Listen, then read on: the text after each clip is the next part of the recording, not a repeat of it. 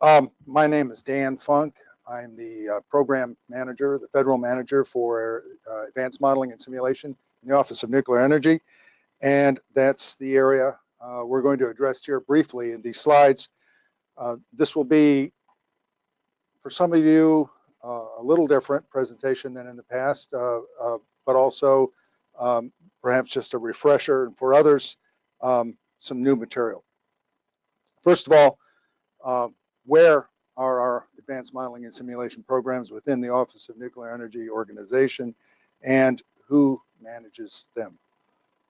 Well, you can see from this slide that we're a part of NE-5. I don't need to read that to you. But the office that we reside in is the Office of Accelerated Innovation in Nuclear Energy. And again, I'm the federal manager for both of our advanced modeling and simulation programs. And Dave Henderson, who is just coming back to DOE from Paris after 3 years, is in the process of taking over my duties. And by August 31st, he will have the load for these programs, and I will go on to other things. NE currently executes 2 complementary programs. One's the Hub, which focuses on light water reactor technologies, and the other is NEAMS, Nuclear Energy Advanced Modeling and Simulation, which focuses on non-light water reactor technologies. The graphic there is intended to show that both of these programs are multi-physics and multi-scale. Here's our business model that we operate under. We intend to be a hub, in a sense, not in the sense of the hub, but in the sense of producing advanced capabilities. We do this for the purpose of interfacing with industry through the GAIN framework. For the advanced reactor industry, our goal is to accelerate or help them accelerate advanced reactor concepts. By providing our advanced tools, the idea is to provide the means for them to accelerate their commercialization efforts. Also, with the existing fleet, there are a number of problems that we consider to be a high impact that do require advanced and perhaps even leading edge solutions. On the other side of this, you'll see that we also interface with the NE's other advanced reactor and fuels R&D programs, and with the NRC, primarily right now with the Office of Research. Where does university research fit in? Why is there not a box for that? Well, you can see it's because it fits into all of these areas. There are any number of ways to partner with our advanced modeling and simulation efforts through NEA R&D projects, through integrated research projects, through direct involvement, partnerships with other FOAs, sometimes directly through contracts directly with the labs themselves. So it's clear, even though there's not a university box, that the university research is important to all phases of our business model.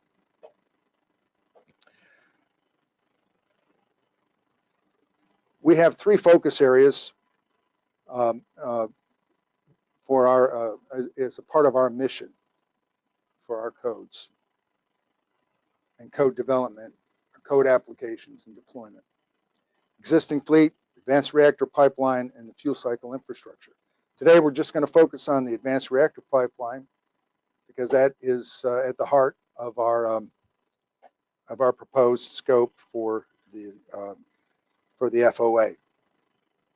Advanced reactor pipeline, it's important, as I said before, that we be able to provide the means for industry to accelerate their concept development and commercialization. For them to be able to meet otherwise cost prohibitive data needs, and then directly with the NRC to find ways to support their confirmatory analysis capabilities.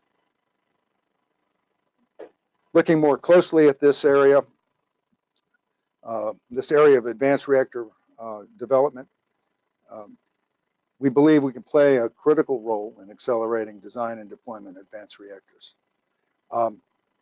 we believe advanced tools are required for the sort of design optimization that they need to fully realize their economic and technological advantages.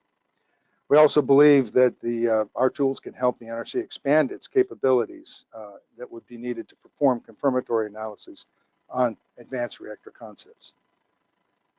We believe also that that we can help provide the means with our capabilities and expertise for them to overcome the economic obstacles of trying to address their data needs. So with that being said, this leaves us with two, I think, very key points. Accelerating concept development for timely commercialization. If that's not done, it's very possible that a lot of these efforts will come to an end, or possibly not succeed, even if they're continued to be pursued. Similarly, we believe that our tools are important to the optimized use of advanced test reactors, the sorts of test reactors, the sorts of testing and experimentation that's needed to support the advanced reactor and fuels development, both the R&D and within NE and the efforts in industry. So, based on those 2 points, we gave tremendous consideration to how we should form our scope for this call, for this FOA, for engaging universities through this FOA. These 2 points form the motivation for our scope, which we'll cover here shortly. Now, looking at the DOE portfolio and advanced codes, you see here we've kind of laid it out. These are not all of the codes. This is the lion's share of them, and you can see we've got them kind of set up by function and physics areas, and then whether they address LWRs or advanced reactors. Again, we're focusing on advanced reactors, and you see the outline codes are the ones that we want to involve in our scope for this year's FOA. You can see this Proteus, MC²3, which are in the neutronics area, NEC 5000, CFD and thermohydraulics, and then Bison Marmot in fuels analysis. Proteus is a high fidelity finite element mesh neutron transport module. I don't need to go into great lengths on this. I would encourage you, however, to go to the NEAMS website, which is neams.inl.gov. I apologize for not having it on the slide. We'll make sure it gets published. But through that website, you can get information on all our codes, especially on the ones we're going to talk about here momentarily.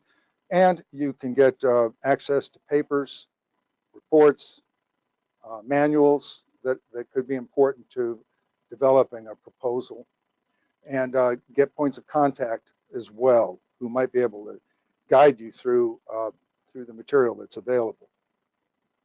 Speaking of papers, I think it's important that for anyone, any team that wants to develop a proposal, that to investigate and review papers that are available on the codes. That gives you a better opportunity to be relevant and to avoid duplication, and to develop perhaps some motivation for new ideas that might be useful to us. I'm not going to, on this slide, this is just, for instance, there are just 3 papers here. One that's in the Nuclear Science and Engineering Journal, one that was a ICAP, and then I think another was a Pfizer meeting. In any case,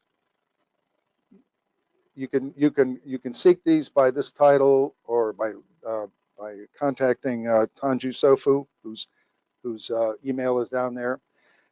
And there are other papers as well, but we just wanted, these are 3 that we recently provided to the ACRS, and we we thought that you might find them interesting.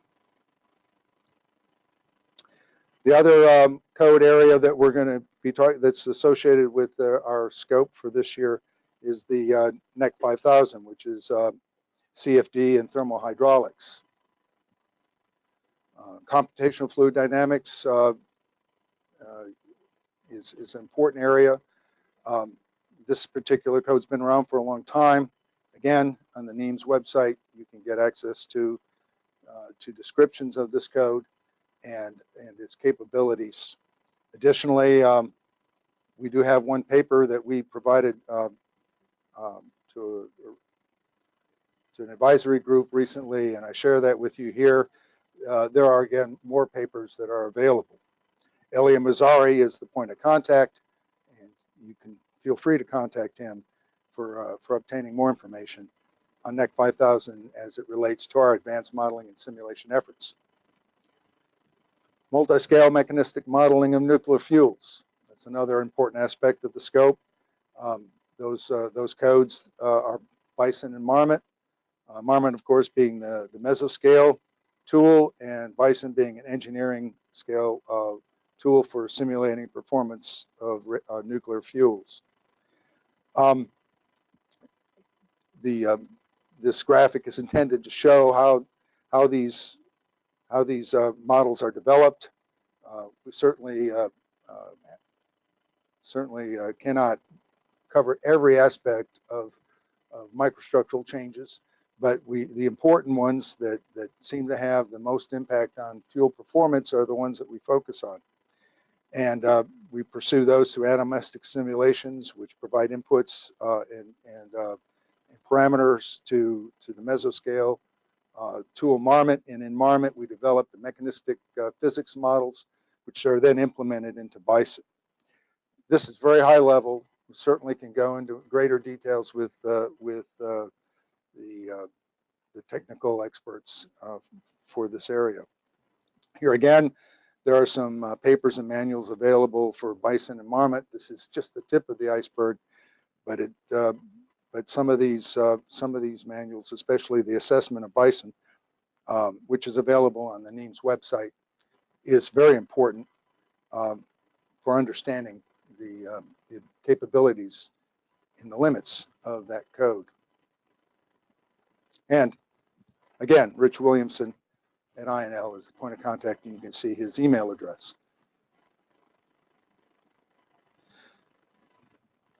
So we chose this year for NEAMS to have a single integrated research project scope instead of separate subscopes for each of our tools.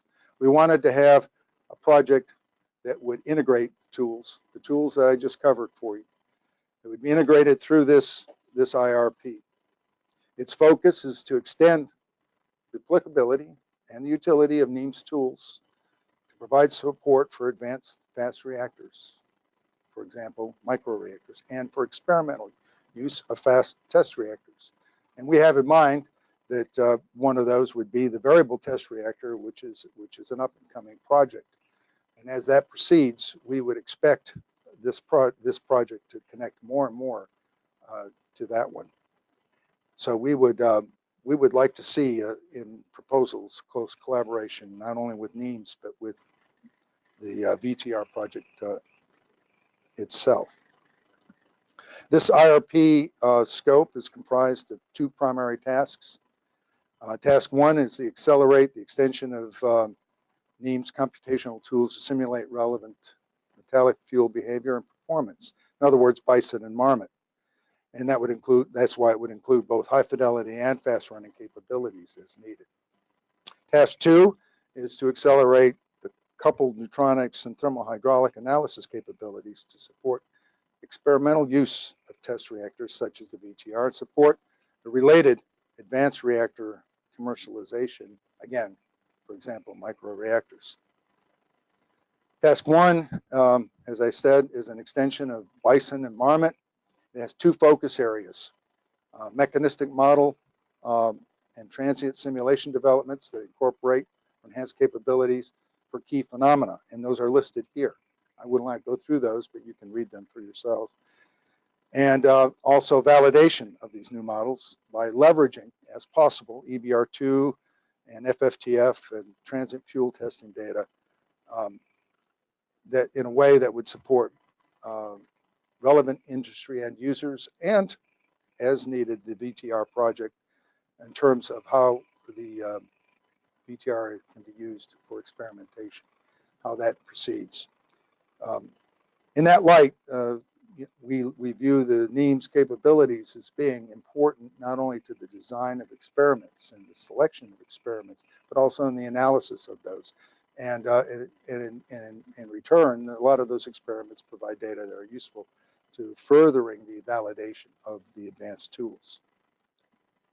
Task 2, as I mentioned before, is extending the coupled neutronics thermohydraulic analysis capabilities, again with the NEAMS tools that we've identified and talked about here earlier. 3 points on that task. We'd like it to include a review of the hot channel factors developed for earlier SFRs. And we believe that a proposal should also include efforts to identify a subset of these factors as potential candidates for reduction or elimination through high fidelity simulations. And the bottom line is that we want to see application of NEAMS multiphysics analysis capabilities to the calculation of hot pin, hot channel factors, where the overall mature capability is expected to subsequently support test reactor experimentation efforts and help meet certain advanced reactor concept commercialization needs. The scope will be available, and we'll make sure that you all get it. If you have any questions about it or concerns, please contact me or Dave Henderson or Chris Stanek or Tony Hill. You have their email addresses here. Again, it will be IRP-NEAMS-1, and we are looking for projects that would be up to 3 years and $4 million. Now, since we've covered Bison and Marmot, fuels modeling codes, we have another scope, a scope having to do with the nuclear data needs for nuclear energy applications. I won't go over all the details in this slide, but this is part of an overall effort to address a gap in NE's portfolio. NE does a lot of things, but it was a gap that came to light, has continued to come to light over recent months because of the needs that we have seen regarding nuclear data coming in from a number of sources, including advanced reactor vendors. And this slide covers some background on why there would be such a need.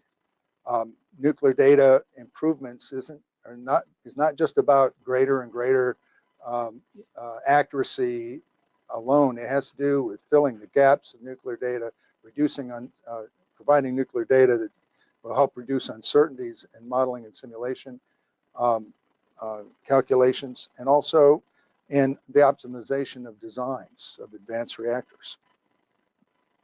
So MS-NE-2 is there to address some of these nuclear data needs. As I said, this is just part of a larger effort. We have a nuclear data FOA being run through the Office of Science. We're participating in that. We also have some program activities that we've outlined that are going to continue and expand to address nuclear data needs. So here we have, in this case, we have we're seeking proposals for achieving relevant nuclear data improvements that can address a list of items that we have there. Either new nuclear data measurements, evaluation in an appropriate format, for example, NDEF, inclusion of nuclear data covariances, processing this into useful forms or for application codes, and confirmation of improved predictions and uncertainties through application studies and validation. And also deployment through the National Nuclear Data Center at Brookhaven National Lab for inclusion by external users in quality assured design, analysis, safety, and licensing calculations.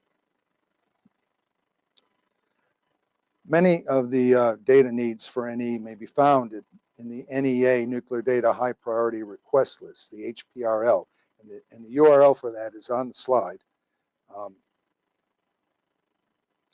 We seek partnerships, we seek proposals that have strong partnerships with national labs and especially industry where possible. The importance of this is perhaps greater than you might think. It's very difficult to get traction in some of these areas. And as I'm going to be leaving NE soon, I have a particular interest in seeing that this is kicked off and launched in a way that it's sustainable. So this is why we've asked Brad Reardon, who's not only the TPOC for this scope, he's also going to be the technical lead for this effort. And NE is looking to him to pull this together and launch this.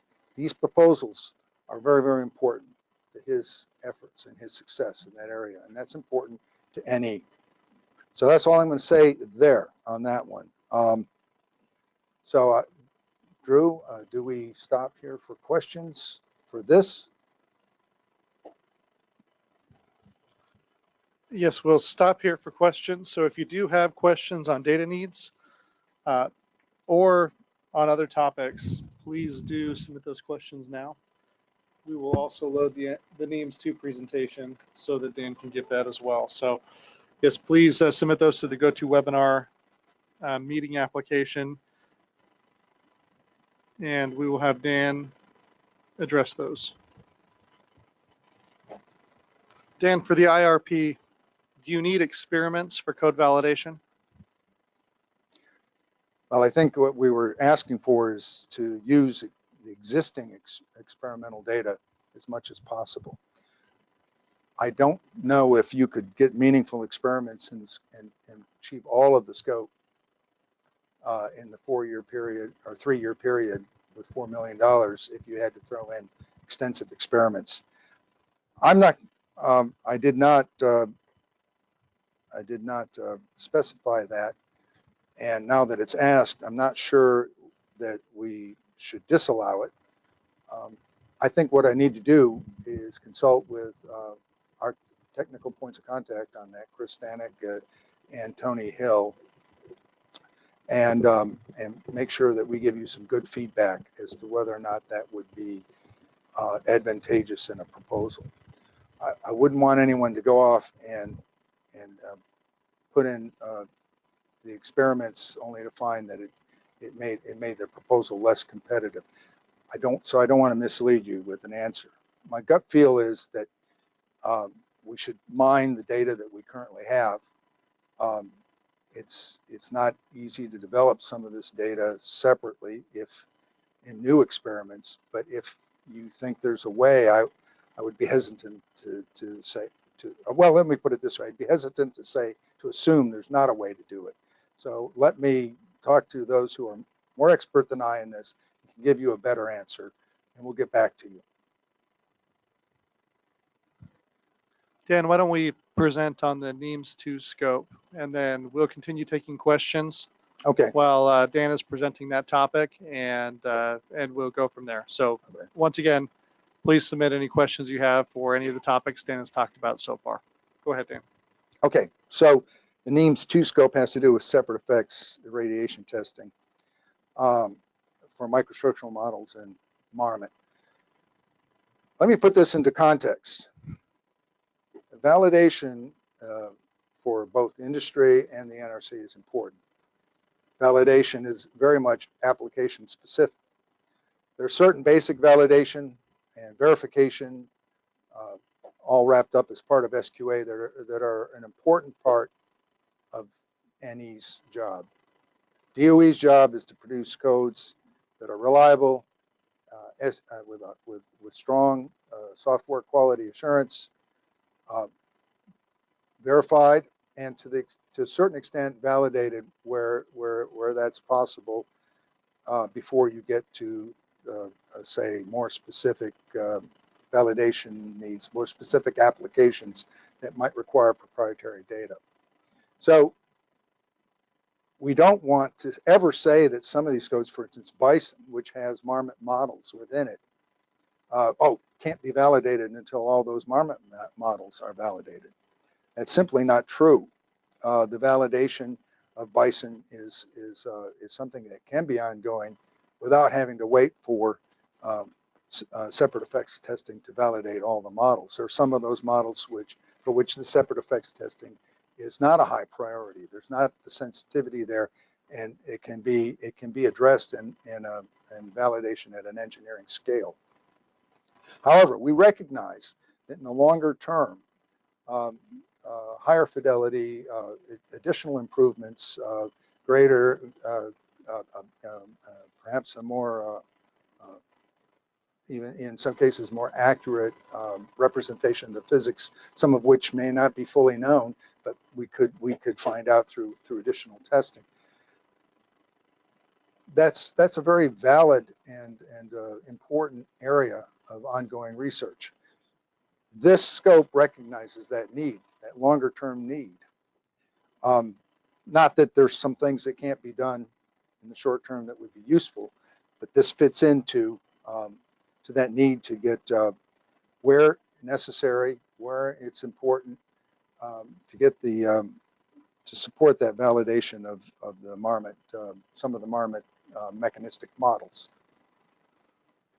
That being said, what kind of testing, what kind of irradiation testing is important? I suppose we might have been more explicit in the scope, but I do want to point out that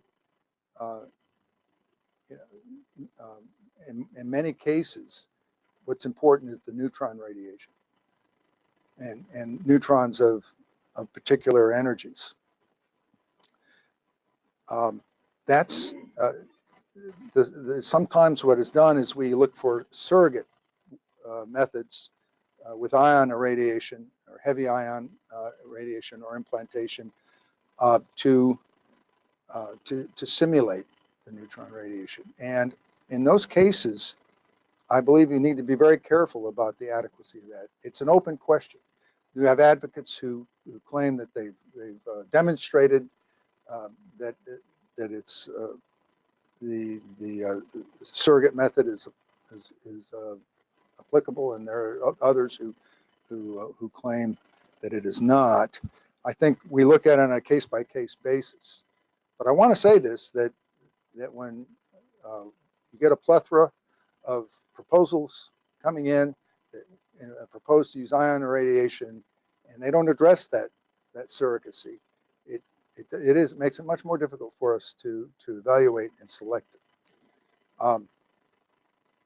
The neutron irradiation is not as easy to obtain, and it's certainly in most cases more costly. But here again, we want to treat this surrogacy very, very carefully, because we're talking about validating physics codes, mechanistic codes that for which we want to make sure that there's true fidelity to the underlying physics. And we want to make sure that what the microstructural changes that we're looking at in the fuel really are representative of what would happen with neutron irradiation. We're not closing the door on other methods, but you just need to know that these other issues, which I think can be problematic for some proposals. Again, I'm trying to represent the technical feedback I've gotten from our researchers. I'm not the technical expert on that, so I hope I'm faithfully representing their view and these concerns. And if you have questions on that or comments, we need to engage some of our technical experts, our researchers, then that's what we'll do.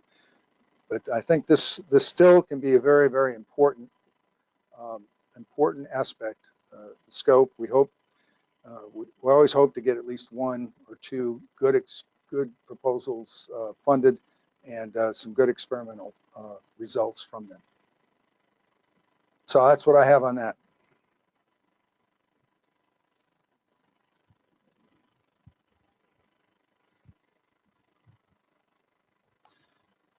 Okay, one additional question, Dan. Is there a NEAMS 1.1 work scope this year? No, and if that wording was in one of the other scopes, we'll have to edit that out. No, there's not.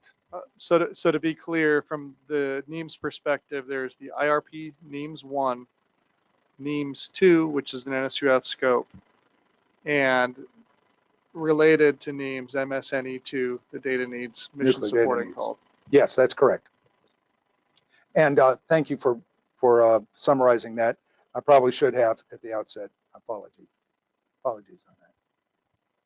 Dan, those are all the questions we have for the NEAMS scopes. Okay. We do, scheduled for this same hour, have scheduled the MS-NE-1 integral benchmark evaluations. Yes.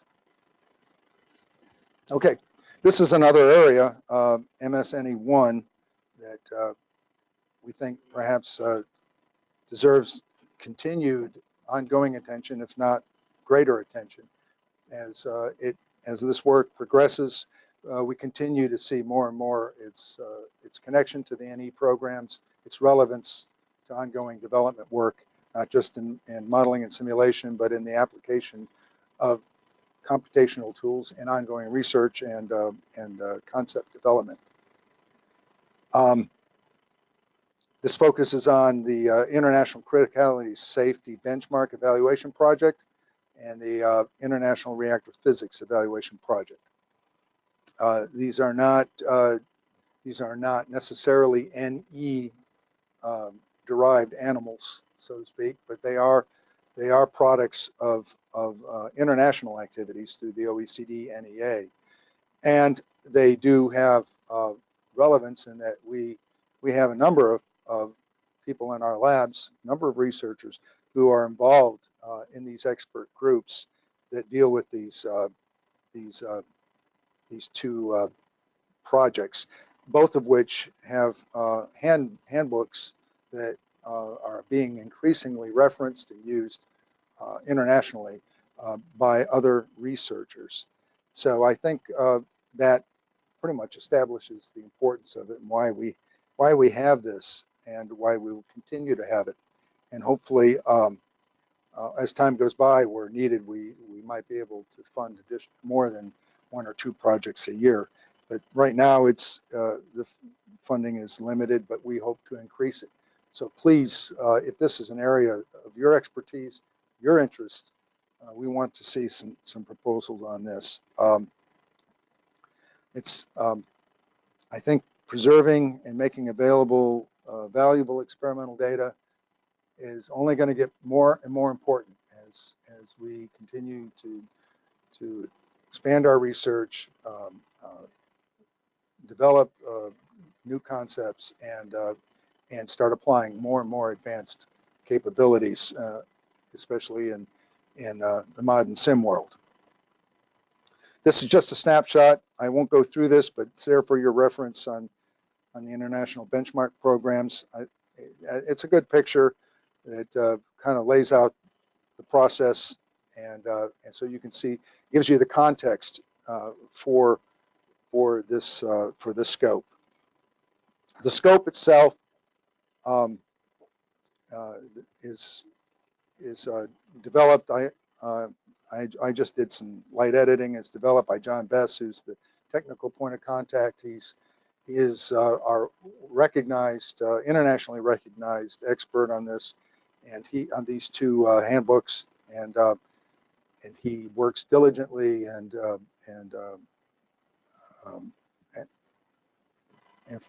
sometimes beyond the call of duty, above and beyond the call of duty, and to get these things done, sometimes on very limited funding. You can see here, I don't have to read this to you, word for word, but the whole idea of this is to look for benchmark evaluation proposals for benchmark evaluation that would use existing experimental data and would also support NE programs. And so in this area, it's, it isn't just the NEAMS program that I presented. There are other presenters in these webinars have talked about, the treat work and LWRS and fuel cycle technologies and ART. I think that it's important for you to connect with those programs, digest what their needs are, so that what you might propose would be able to exhibit a strong connection to those programs. Then listed here on this slide are also the measurements of interest, and note that there's a growing area of interest, which includes evaluation of transient benchmark experiment data for PWRs and BWRs. I think that's ongoing, so that's no surprise. And then we always put in there, to avoid duplication, take into account ongoing work. We've had a project, one project per year awarded in fiscal years 15, 16, and 17, and those are listed here. And then the note that John puts in there, and I think this is important: all evaluations must be completed according to the IRP-NEAMS and ICSBEP requirements, which include peer review. So when you write your proposals for this, those requirements need to be understood, digested, and properly represented, and with a peer review accounted for in what you propose. And that's what I have on that. If there's any questions, I'd be glad to answer them, or ask John to answer them at some point. While we're waiting, I just wanted to express again my gratitude to the folks that make these webinars possible. The guys here sitting in the room that you can't see do phenomenal work, and I hope it's useful to you. I believe it must be from the feedback that we get. I certainly appreciate it, and all the work they do and what they put up with from the rest of us who constantly seem to be running late on all our deadlines, or especially getting slides in late. In any event, thank you guys. And for the rest of you, this is a great team that you can reach out to. I know that if you do, it'll be to your benefit. Well, thanks for that, Dan. We don't have any questions, so I don't know how I managed that, but that's great. Yeah, we're gonna call it a day for you, and thank you for your time. We will be returning in about 10 minutes for the RC1, which is the materials scope that will be presented by Brian Robinson. So please tune in then. Thank you.